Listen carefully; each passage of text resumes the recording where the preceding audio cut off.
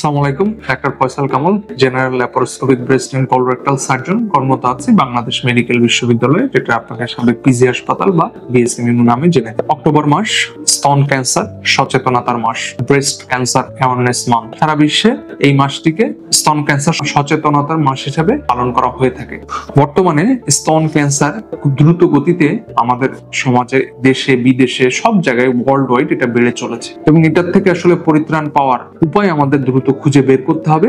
একটা জিনিস মনে রাখতে হবে, যদি রোগ নির্ণয়টা সঠিক সময় আমরা করতে পারি, তাহলে আমরা চিকিৎসাটা সঠিকভাবে করতে পারবো এবং সেক্ষেত্রে আমরা প্রত্যেকটা জীবনকে আমরা মূল্যবান ভেবে সেটিকে আমরা সেভ করতে পারবো। এখন আসা যাক, এই স্তন ক্যান্সার হলে আপনি কিভাবে বুঝবেন বা একটা স্তন ক্যান্সার আর্লি কিভাবে ডিটেকশন করা যায়। একটা কমন কথা আছে, আর্লি ডিটেকশন সেভস লাইফ। যদি সঠিক সময়ে প্রাথমিক পর্যায়ে যে কোনো রোগ নির্ণয় করা যায়, এটা আসলে চিকিৎসা করা যতটা সোজা, আসলে এটা দেরিতে রোগ নির্ণয় হলে সেটি চিকিৎসা আসলে যেমন ব্যয়বহুল, সেটি আসলে দেখা যায় আমাদের মৃত্যু ঝুঁকি তৈরি করার জন্য যথেষ্ট। তো আমি আর্লি একটা ব্রেস্ট ক্যান্সার বা স্তন ক্যান্সার কিভাবে ডিটেকশন করতে পারি, আসলে কয়েকটা সিম্পল জিনিস দেখেন।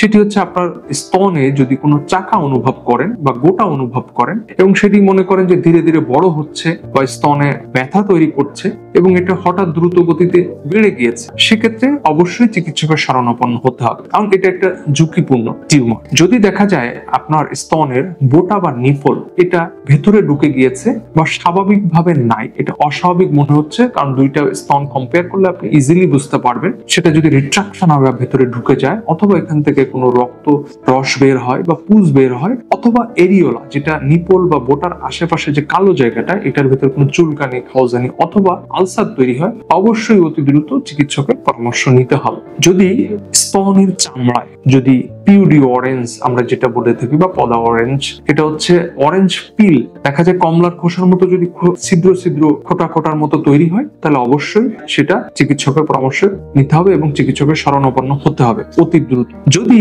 আপনি দেখেন আপনার একটা স্তনের তুলনায় আরেকটা স্তন আকার বৃদ্ধি পেয়েছে বা অ্যাসিমেট্রি দেখা দিচ্ছে, আপনি স্বাভাবিক আয়নার সামনে দাঁড়ালেই বুঝতে পারবেন যে দুইটা স্তনের বিশেষ পার্থক্য আছে কিনা। অ্যাসিমেট্রি যদি থাকে, একটার সাথে আরেকটা তুলনামূলক কোনো পার্থক্য থাকে, অবশ্যই চিকিৎসকের পরামর্শ নিতে হবে। এছাড়া যদি মনে করেন আপনার স্তনে টিউমার ছিল, সাথে সাথে আপনার বগলে টিউমার তৈরি হয়েছে অথবা গলায় কোনো চাকা তৈরি হয়েছে, অবশ্যই সেটা চিকিৎসকের শরণাপন্ন হয়ে পরামর্শ নিতে হবে। এছাড়া আপনি যদি ব্যথা অনুভব করেন দীর্ঘদিন যাবত, যেটা ওষুধে কমছে না বা আপনার শারীরিক সমস্যা তৈরি করছে, অবশ্যই চিকিৎসকের পরামর্শ নেবেন। কারণ কোনটির মাধ্যমে আপনি সংক্রমণ হচ্ছেন সেটা আসলে একজন চিকিৎসকই ভালো পরীক্ষা নিরীক্ষার মাধ্যমে বলতে পারবেন। এবং যদি আমরা আর্লি এই রোগটি আমরা নির্ণয় করতে পারি, আসলে এটা নিরাময় যোগ্য এবং সকলেই সেক্ষেত্রে সুস্থ হওয়ার সম্ভাবনা অনেকটাই তৈরি হয়ে থাকে। সো একটা কথা মনে রাখবেন, আর্লি ডিটেকশন সেভস লাইফ। সঠিক সময়ে প্রাথমিক পর্যায়ে একটা রোগ নির্ণয় করতে পারলে